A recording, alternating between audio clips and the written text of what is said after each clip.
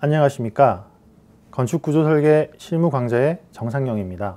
이번 강좌에서는 지진하중과 내진설계에 대해서 알아보려고 합니다.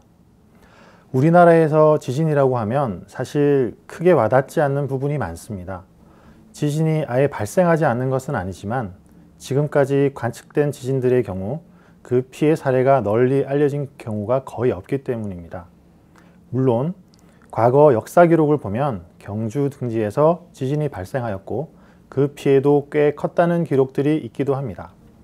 또한 가끔씩 매스컴에서는 어느 지역에서 지진이 발생했다, 더 이상 우리나라도 지진 안전지대가 아니다 라고 보도하는 경우도 있습니다.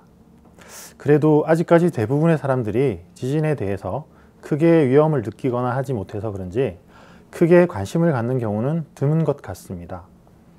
하지만 최근 들어 세계적으로 강한 지진들이 종종 발생하고 있고 한번 발생하면 그 피해 또한 상상을 초월하는 경우가 많다 보니 점점 더 그 중요성이 대두되고 있습니다. 이런 상황들이 아니더라도 건축 구조를 하는 입장에서 지진은 그냥 간과하고 넘길 수 없는 분야는 확실한 사실입니다. 그리고 지진하중, 내진설계는 여러분들이 앞으로 구조설계 실무를 할 때 상당히 많은 괴로움을 안겨줄 부분이기도 하니 여러분들이 구조설계를 하는데 이번 강좌가 조금이나마 도움이 될 수 있기를 기대해 보겠습니다. 그럼 본격적으로 강좌를 시작하겠습니다. 이번 강좌의 목차입니다. 내진설계를 하기 위해서는 먼저 지진과 지진하중의 특성을 이해하는 것이 큰 도움이 될 것입니다. 그래서 먼저 지진이란 놈은 도대체 어떤 놈인지부터 알아보겠습니다. 그 다음은 지진이란 놈은 구조물에 어떤 영향을 미치는지, 즉 지진하중이 되겠죠. 지진하중에 대해서 알아보겠습니다. 마지막으로 이런 지진하중에 대항하여 우리는 어떤 조치를 취해야 하며 구조물의 안전성을 어떤 방법으로 확보할 것인가, 다르게 말해 지진하중에 대한 설계 방법, 내진설계에 대해서 어떤 것들이 있는지 알아보도록 하겠습니다.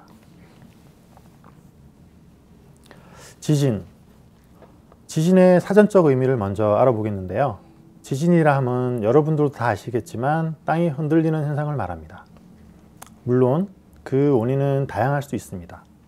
발파, 핵실험, 집안의 붕괴 등. 하지만 건축 구조 분야에서의 주로 다루어지는 지진은 지구 내부에 다양한 형태로 축적되어 있던 에너지들이 급격하게 변화를 일으키고 지구 표면이 흔들리는 현상을 말한다고 할 수 있습니다. 앞으로 언급되는 지진들은 방금 말씀드린 이 의미로 생각하시면 됩니다. 그럼 지진은 왜 발생하는 것일까요? 지진의 발생 원인은 몇 가지 가설들이 있습니다만 이번 시간에는 현재 가장 보편적으로 받아들여지고 있는 판구조론에 대해서 간략히 소개해드리고자 합니다. 판구조론에서는 지금 그림과 같이 지구의 모든 대륙들이 여러 개의 판으로 구성되어 있고 이 판들이 제각기 다른 방향으로 움직이고 있습니다. 지구 내부 멘틀, 이런 단어들 기억나시나요? 지구과학 시간에 배웠던 것들인데요. 이 부분들을 자세히 언급하고 넘어가면 좋겠지만 이번 강좌와 좀 동떨어진 내용이라서 그냥 넘어가겠습니다. 참고로 이 이론에 대해서는 홈즈의 멘틀 대류술에 대해서 인터넷 검색을 통해서 좀 더 자세하게 아실 수 있을 것입니다. 다시 본론으로 돌아가서 그렇게 제각각 움직이던 판들은 그 경계에서 에너지를 축적하게 되는데 그 축적된 에너지에 의해서 경계면이 더 이상 그 형태를 유지할 수 없는 상황이 되었을 때 서로 갈라지거나 미끄러지거나 포개지게 됩니다. 그때 아주 큰 진동, 파장이 발생하게 되는데요. 그 진동, 파장이 지진의 원인으로 밝혀져 있습니다. 하나 실험을 해볼까 하는데요. 지금 제 손에 들려있는 게 고무줄입니다. 이거를 제 있는 힘껏 당기게 되면 이 고무줄에는 인장력이라는 응력이 계속 축적이 되게 되는데요. 이걸 더 당기게 되면 빡 하고 고무줄이 끊어집니다. 근데 잘 생각해 보시면 빡 하고 고무줄이 끊어지는 그 순간에는 이 고무줄에는 엄청난 진동이 발생이 되죠. 그 진동의 원인은 제가 당기면서 축적되었던 인장력일 것입니다. 지진도 이것과 비슷한 원리라고 생각하시면 될 것 같습니다. 적절한 비유가 되었는지 모르겠네요. 그럼 이렇게 발생한 지진은 어떤 특징들이 있을까요? 어떤 관점에서 보느냐에 따라서 수많은 특징들이 있겠지만 이번 시간에는 앞으로 공부하게 될 지진 하중과 관련되는 대표적인 특징 4가지만 언급하고 넘어가도록 하겠습니다. 앞으로 알아볼 4가지 지진의 특징은 조금 이따 설명드릴 지진 하중을 이해하는데 기본이 되는 특징들이므로 꼭 기억해 두시길 바랍니다. 첫 번째 특징입니다. 지진이 집안에서 발생한다는 사실입니다. 앞서 판 구조론에서 말씀드렸듯이 지진은 집안, 판의 경계에서 발생한다고 했습니다. 아주 당연한 이야기이긴 하지만 그만큼 중요한 특징이기도 합니다. 두 번째는 지진은 진동, 파장의 형태를 띈다는 겁니다. 아까 고무줄을 당기는 거 보셨죠? 고무줄을 당길 때 팍 진동을 일으키며 끊어졌잖아요. 지진은 진동, 파장의 형태로 매질에 의해 전달되며 특정한 주기를 가진 반복적인 움직임을 가지고 있습니다. 이 특징도 지진 하중을 이해하는 데 있어서 꼭 알아야 하는 특징입니다. 세 번째는 지진은 늘 일어나는 곳에서만 일어난다는 겁니다. 이 부분도 앞서 말씀드린 것과 같이 판 구조론에서의 판 경계부에서 지진이 발생한다고 말씀드린 적이 있습니다. 지도를 한번 볼까요? 가깝게는 일본, 그리고 최근에 네팔, 그리고 중국, 그리고 미국 서부 지역에 보시면 경계부들이 다 위치하고 있습니다. 여기 빨간색으로 표현된 이런 판의 경계부들은 지진들이 자주 발생한 곳이라고 해서 지진대라고도 합니다. 네 번째 특징은 지진은 아주 큰 에너지이며 다행스럽게도 자주 발생하지는 않는다는 겁니다. 전문 용어로 말씀드리면 재현 주기가 길다라고 이야기할 수 있는데요. 앞서 지진은 축적된 에너지들의 분출이라고 설명드렸었죠. 그래서 축적되는 동안의 시간이 필요하며 한번 발생하면 어마어마하게 큰 에너지가 분출되게 됩니다. 튼튼한 재료들로 지어진 건물이나 도로들을 사진처럼 순식간에 폐허로 만들어 버릴 정도로 말이죠.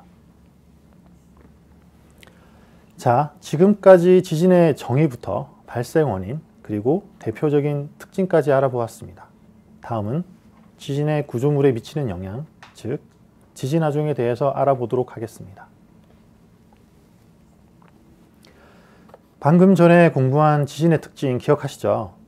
앞으로 이야기할 지진 하중은 그 4가지 특징들을 머릿속에 떠올리면서 들어보셔야 더 이해하기가 쉬울 것입니다. 지진 하중을 이야기하기 위해서는 먼저 지진이 발생해서 구조물까지 전달되는 과정을 알아야 합니다. 앞서 지진의 특징에서 지진은 집안에서 발생한다. 지진은 진동, 파장이며 매질에 의해 전달된다. 진동, 파장은 매질에 의해 전달되면서 그 전달 과정에서 감쇄되거나 증폭되거나 하는 성질이 있습니다. 진원으로부터 발생한 지진은 진동, 파장의 형태로 전 방향으로 퍼져나갑니다. 그 진동, 파장은 전파되는 매질에 의해 감쇄되거나 증폭되어 지표면까지 또는 구조물의 기초까지 전달이 됩니다. 여기서 중요한 것은 지진파는 구조물의 기초까지 전달이 되는 과정에서 거리에 대한 감쇄나 집안에 대한 증폭이 발생한다는 사실입니다. 자, 그럼 감쇄 또는 증폭된 기초까지 전달된 진동은 구조물에 어떤 영향을 미칠까요? 구조물의 기초로 전달된 지진동은 지표면에 지지되어 가만히 서 있는 구조물을 마구마구 흔들게 됩니다. 다들 버스를 타보셨으리라 생각되는데요. 버스를 타고 있을 때 버스가 급출발하게 되면 어떻게 되나요? 승객들은 버스의 진행 방향과 반대 방향으로 넘어지게 되죠. 이점에서 다들 아하 하고 떠오르는 단어가 있을 겁니다. 관성력입니다. 지진은 구조물에 작용할 때 관성력으로 작용하게 됩니다. 가만히 서 있는 구조물에 지반에 의해 전달된 지진동이 기초를 흔들게 되면 구조물은 관성력에 의해서 진동 방향과 반대 방향으로 힘을 받게 됩니다. 바로 그 힘이 지진이 구조물에 미치는 영향, 즉 지진하중입니다. 그럼 여기서 물리 시간에 배웠던 뉴턴의 운동 법칙에 대해서 한번 살펴보겠습니다. 뉴턴의 제1법칙, 관성력이죠. 앞에 언급해드린 급출발하는 버스, 승객, 관성력입니다. 그럼 제2법칙은 뭘까요? 기억이 나시나요? F는 ma, 가속도의 법칙입니다. 어떤 물체를 테이블 위에 놓고 테이블을 천천히 흔드는 것과 빠르게 흔드는 것, 어떤 것이 더 큰 힘을 전달하게 될까요? 그리고 테이블 위에 물체가 무거운 경우와 가벼운 경우 중 어떤 것이 더 큰 힘을 발휘하게 될까요? 해답은 잠시만 생각해 보셔도 다들 아실 거라고 생각이 됩니다. 네, 이것이 가속도의 법칙입니다. 이 이론은 관성의 법칙과 함께 지진하중을 설명하는 데 아주 중요한 이론입니다. 지진하중은 지반이 심하게 흔들릴수록 구조물의 질량이 클수록 더 커지기 때문입니다. 자, 그럼 이 정도로 지진하중은 설명될 수 있는 것일까요? 여기서 한 가지 더 추가되어야 할 중요한 사항이 있습니다. 가만히 서 있는 구조물을 지진파가 와서 흔들기 시작합니다. 이 지진파는 반복적으로 계속해서 흔듭니다. 자, 그럼 여기서 이야기를 그네로 옮겨서 해보겠습니다. 그네를 처음 밀어줍니다. 그럼 그네는 일정한 주기를 가지고 흔들리게 되겠죠. 반복되는 지진동처럼 흔들리고 있는 그네를 또 밀어줍니다. 그럼 그네는 어떻게 되죠? 더 많이 흔들리나요? 아니면 그 흔들림이 작아지나요? 두 경우가 다 일어날 수 있을 것입니다. 그네를 더 높이, 더 많이 흔들리게 하려면 우리는 그네가 앞으로 진행하고 있을 때 같은 방향으로 밀어야 합니다. 반대로 그네의 흔들림을 작게 하기 위해서는 그네의 진행 방향과 반대 방향으로 힘을 가해야 합니다. 또다시 지진과 구조물로 넘어가겠습니다. 그림에서 보시는 바와 같이 지진에 의해서 건물이 처음에 흔들리고 있습니다. 앞에 보시는 그림은 흔들림이 앞으로 수그러들었을 때 지진력이 그 반대 방향으로 치는 그림이고, 두 번째 그림은 건물이 뒤쪽으로 치우쳐졌을 때 같은 방향으로 지진력이 가해지는 그림입니다. 이 개념이 공진에 의한 증폭과 감쇄라는 개념입니다. 구조물의 고유 주기와 지진의 주기가 일치하게 되면 반복적으로 구조물에 가해질 지진파는 계속해서 누적되어, 즉 공진을 일으켜 그 힘은 어마어마하게 큰 값을 가지게 될 것입니다. 반대로 구조물의 고유 주기와 지진의 주기가 차이가 많이 나는 경우에는 감쇄되는 지진파가 생겨 그 힘이 상대적으로 작은 값을 가지게 될 것입니다. 즉, 반복되는 지진파의 주기와 구조물의 고유 진동 주기의 상관관계에 의해서 지진하중은 커지거나 작아지거나 한다는 이야기입니다. 자, 그럼 지금까지 지진하중에 대해서 설명들을 정리해 보겠습니다. 지진은 저 땅속 깊은 곳에서 진동이라는 형태의 에너지로 발생됩니다. 그 진동은 우리가 설계할 구조물에 이르기까지 다양한 매질에 의해서 감쇄 또는 증폭되어 전달이 됩니다. 구조물에 전달된 지진파는 구조물의 관성력으로 작용하며 질량과 가속도에 비례한 크기의 힘으로 구조물에 영향을 미칩니다. 이것이 지진하중입니다. 여기서 추가로 반복적인 주기를 가진 지진파와 구조물의 고유 주기의 상관관계에 의해서 지진하중은 커지거나 작아지거나 합니다. 그렇다면 지진하중의 구성 요소는 뭘까요? 네, 맞습니다. 지금까지 이야기한 것들이 모두 지진하중을 구성하고 있는 요소입니다. 저 깊은 땅속 어딘가에서 발생한 지진의 규모, 그리고 구조물까지 지진동이 전달되는 과정에서의 매질, 즉 지반이겠죠. 구조물의 질량과 지진파의 가속도, 지진파의 주기와 구조물의 고유 주기.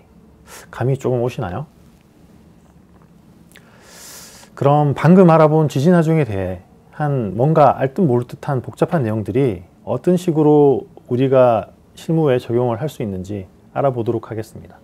그러기 위해서 방금 공부한 지진하중의 구성요소와 건축구조 설계 기준의 지진하중을 구하는 공식을 가져와 비교해 보겠습니다. 여기서 V가 지진하중이라고 보시면 되고요. CS는 지진응답 계수입니다. 그리고 W는 구조물의 질량입니다. 구조물의 질량, 앞서 저희가 공부했던 지진하중의 구성요소, 구조물의 질량 나왔죠? 그리고 지진응답 계수에 대해서 알아보겠습니다. 지진응답 계수는 SD1이라는 계수와 IRT로 구성되어 있습니다. 여기서 먼저 SD1을 알아보겠습니다. SD1은 S라는 지반 계수와 FV라는 지반 증폭 계수의 곱으로 구해집니다. 여기서 S는 지역 계수인데요. 지역 계수는 여기서 지진의 규모, 그리고 지진파의 가속도, 그리고 지진파의 주기와 관련되는 내용입니다. 아주 많은 내용들을 내포하고 있는데요. 쉽게 설명을 드리면 지역 계수는 구조물이 지어질 지역에 예상되는 지진이 어떤 규모의, 어떤 가속도에, 어떤 주기를 가지고 발생할 것인가를 나타내는 계수라고 보시면 됩니다. 그리고 지반 증폭 계수는 여기 나와 있는 매질의 종류를 나타낸다고 보실 수 있습니다. 그리고 여기 밑에 있는 T가 구조물의 고유 주기입니다. 그럼 지금까지 저희가 공부했던 지진하중의 구성 요소들은 다 포함이 되어 있는 걸 알 수 있는데요. 그렇다면 여기 밑에 있는 I와 R은 어떤 값일까요? R은 반응 수정 계수라는 계수이고 I는 중요도 계수라고 하는 계수입니다. 반응 수정 계수, 뭔가 느낌이 오시나요? 지진하중은 관성력이라고 했었죠. 지진에 의한 구조물의 반응, 지진이 움직이니까 이에 가만히 있던 구조물이 관성력에 의해서 반응을 하는 거죠. 그럼 다시 돌아가서 반응 수정 계수, 지진에 의한 구조물의 반응, 그 반응, 즉 지진하중을 수정하는 계수. 왜, 얼만큼, 어떻게 수정할 것인가, 이 부분에 대해서는 다음 시간에 배울 지진력에 대항하는 구조 시스템에 대해서 공부할 때 자세히 다루도록 하겠습니다. 그 다음은 I입니다. I는 중요도 계수라고 말씀드렸죠. 뭔가 중요한 정도에 따라서 정해지는 계수, 구조물의 중요도에 따라서 정해지는 계수. 이 구조물은 지진이 왔을 때 얼마나 중요한 구조물인가, 지진에 의해 절대 피해를 입지 말아야 하는 구조물인가, 아니면 어느 정도 피해를 감수해도 되는 구조물인가. 이 계수는 지진에 의한 인명피해를 최소화하고 추후 복구를 용이하게 하기 위해서 정해졌다고 보시면 됩니다. 가장 높은 중요도를 가진 구조물은 지진이 와서 큰 피해를 입게 되면 인명피해가 크고 복구에도 큰 지장을 초래할 수 있는 구조물로서 위험물 저장시설, 구조물이 무너지면 제2차의 위험들이 도사리는 시설들이겠죠. 병원, 지진이 왔을 때 부상자들을 치료할 수 있는 곳입니다. 소방서, 지진이 오면 그 지진이 일어난 곳에 민생을 수습해야 되는 곳이죠. 대피소, 지진이 오면 사람들이 들어가서 대피를 하는 곳입니다. 중요도가 가장 낮은 구조물은 사람들이 거의 상주하지 않는 소규모 창고나 가설 구조물들이 있습니다. 어느 정도 이해가 되시죠? 자, 이제 지진하중을 구성하고 있는 모든 요소들을 알아보았습니다. 즉, 여러분들은 지금 막 지진하중에 대해서 어느 정도 알게 되신 겁니다. 지금까지 지진하중에 대해서 알아보았죠? 그럼 우리는 이런 성질을 가진 지진하중으로부터 어떻게 하면 구조물을 지켜낼 수 있을까요? 일반적으로 활용되는 방법은 크게 세 가지 부류입니다. 지반으로부터 구조물로 전달되는 지진의 영향을 최대한 피하는 방법, 지반으로부터 구조물로 전달된 지진 에너지를 최대한 감소시키는 방법, 지반으로부터 구조물로 전달된 지진을 부재력으로 정면으로 버텨내는 방법입니다. 이 세 가지 방법은 각각 면진 설계, 재진 설계, 내진 설계로 불려지며 세 가지 설계 방법을 통틀어 내진 설계라고도 합니다. 그럼 각각 내진 설계들을 대해서 알아보겠습니다. 먼저 지진의 영향을 최대한 피한다. 면진 설계입니다. 한자를 그대로 풀어보면 흔들림을 피한다는 의미입니다. 간단하게 지진 하중만 가지고 생각해 보겠습니다. 지진은 집안으로부터 전달되는 하중입니다. 그렇다면 오른쪽 그림과 같이 건물을 집안으로부터 띄워버리면 지진의 영향을 전혀 받지 않겠죠. 하지만 현실적으로 쉬운 문제는 아닙니다. 그럼 어떻게 할까요? 100% 지진의 영향으로부터 자유로울 수 없다면 최대한 집안으로부터 구조물에 전달되는 지진을 최소화하는 방법을 찾아내면 되죠.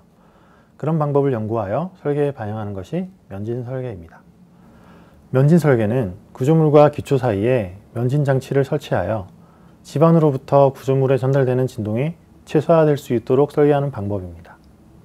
대표적인 면진 장치로는 납 면진 장치가 있는데요. 고무판과 철판을 적층하여 만든 것으로 집안으로부터 수평 진동이 고무에 의해 흡수되고 수직 하중에 대한 부담은 철판이 담당하는 시스템이라고 할 수 있습니다. 쉽게 말해 건물과 집안 사이에 롤러가 끼어 있는 상태면 집안이 아무리 왔다 갔다 진동을 하더라도 롤러 위의 구조물은 크게 영향을 받지 않을 것입니다. 이런 면진 설계는 국내에서는 구조물에 적용된 사례가 많지 않지만 지진이 아주 자주 발생하고 이에 대한 연구도 아주 활발하게 이루어지고 있는 일본에서는 면진 설계를 적용하여 구조물을 설계하는 경우가 많이 있습니다. 그 이유는 이 방법이 지진 하중을 가장 많이 줄일 수 있는 방법이기 때문입니다. 다음은 지진 에너지를 최대한 감소시킨다. 제진 설계입니다. 한자를 풀이하면 지진을 제어한다는 의미인데요. 집안으로부터 전달된 지진 에너지를 구조물 내에서 어떤 장치들을 통해서 감소시키는 방법입니다. 여기서 어떤 장치란 지진 에너지를 흡수할 수 있는 제진 장치, 댐퍼라는 말로도 쓰긴 하는데요. 사람의 몸으로 비유하면 골격을 감싸고 외부로부터 전달되는 충격으로부터 골격을 보호하는 근육과 비슷한 역할을 한다고 이해하시면 됩니다. 다음은 내진 설계입니다. 한자를 풀이해 보면 지진을 견딘다는 의미인데요. 지진이란 놈이 앞서 알아본 일련의 과정을 거쳐서 구조물로 전달되면 구조물은 아무런 도움도 받지 않고 부재가 가진 내력만으로 이에 저항할 수 있게 만드는 설계법입니다.